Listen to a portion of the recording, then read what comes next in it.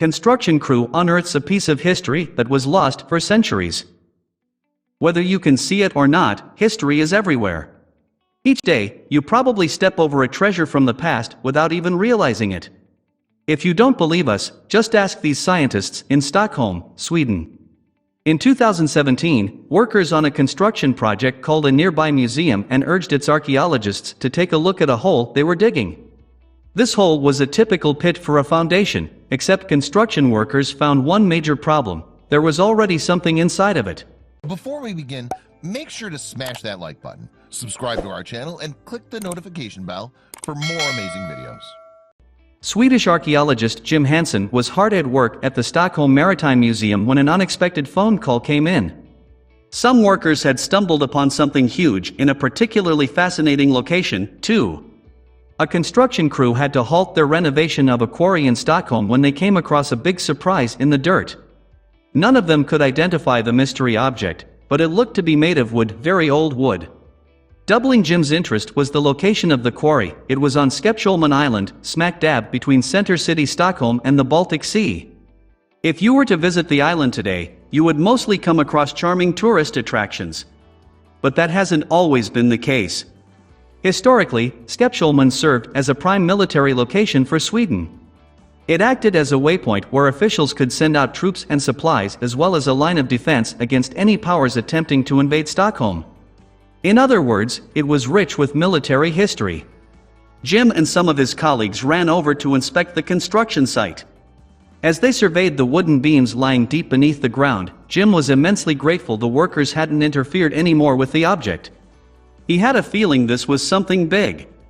In fact, Jim theorized the Scepter dig might connect to one of his recent findings. A few months earlier, he mounted an extensive underwater expedition in southern Sweden. This was no recreational dive. On the dive, he and his team were the first humans in hundreds of years to set their eyes on the Bleking. The Swedes built this mighty ship in the late 1600s while at war with Russia and Denmark. So what did this have to do with Stockholm? As Jim unearthed more of the wooden artifact, he confirmed his suspicions. They were looking at a ship, perhaps one of the most important vessels in the history of Sweden. However, Jim knew he couldn't get ahead of himself. To determine the exact identity of the mystery vessel, Jim and the other scientists got down and dirty in the pit. Specific details within the ruins would tell them everything they needed to know. Jim turned his attention to some of the best preserved timbers. You could actually see the axe marks where the shipwrights cut and fit together the wooden beams. That wasn't all that caught Jim's eye either. By taking just a small sample of the wood small enough to not damage the overall vessel, they could figure out what time period the ship was from. Jim shipped the fragment off to the lab for radiocarbon dating. Jim's team came back with good news. The oak timbers were from 1612 or 1613, meaning the ship's construction wrapped up a couple years after. Fortunately, the Maritime Museum had detailed records of all the major vessels built in Sweden. Using the records and some other clues, including this ornamental copper plate, Jim surmised they'd found the famous Scepter. It seemed almost too good to be true. After all, it was the flagship of the greatest Swedish monarch of all time. The tactical brilliance of King Gustavus Adolphus the Great transformed Sweden into a major European power back in the 17th century. He commissioned the Scepter to lead a fleet to conquer nearby Latvia. The ship never made it. As it approached the Baltic coast, the Scepter suffered heavy damage from a storm. It turned back to Sweden and never sailed on a major voyage again. But how did it end up beneath a historic island in Stockholm? Historians could not find any record of a shipwreck in Scepter. However, Jim had a wild suggestion: maybe Gustavus sunk it on purpose. It was, after all, a regular practice for the Swedish Navy to sink retired vessels to provide a foundation for new shipyards. Now that Jim and his team unearthed the top deck of the famed warship, they had to decide what to do next. A couple individuals raised the possibility of restoring the Scepter. After all, there was precedent for such a course of action.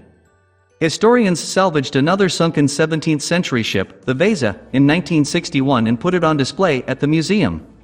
The impressive restoration soon became one of the most noteworthy cultural sites in all of Sweden. Could the Scepter follow in its footsteps? Unfortunately, Jim knew it was not to be. While the Scepter had multiple decks in its prime, none of them remained in good enough condition to warrant the restoration. The project would simply cost too much for too little reward. Nevertheless, Jim and his colleagues chalked up their discovery as a major victory.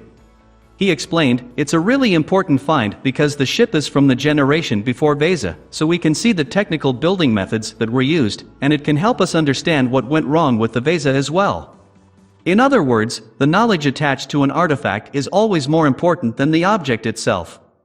Plus, it will certainly lead to even bigger finds in the near future. Experts are in awe at just how much uncovered history there is in Sweden. Please share this with your friends and family.